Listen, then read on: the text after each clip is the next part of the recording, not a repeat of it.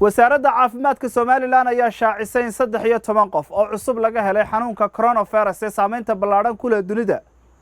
madaxa xiriirka dadweynaha ee wasaaradda caafimaadka Soomaaliland Dr. Xuseen ayaa warbaahintii dadweynaha la wadaagay xogta maalinlaha ee xanuunka coronavirus waxaanu yiri tirada guud ee laga helay intii uu jiray xanuunkan ee la hubiyay inay qabaan waa 479 qof. inta 24 saacadood ee u dambeeyay laga helayna waa 13 qof.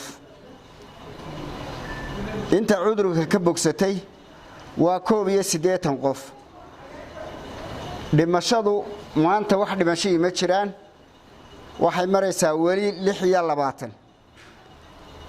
tirada guud ee shaybaarka cudurka loo sameeyay guud ahaan 1952 weeye.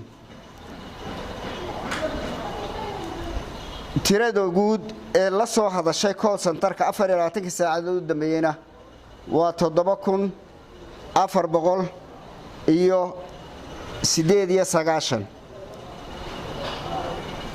tirada guud ee baxnaanada hadda ku jirta ama karantiinku waa 20. Axmed Saki Ibrahim iyo Cabdiraxmaan Saylici, Samni TV, Hargeysa.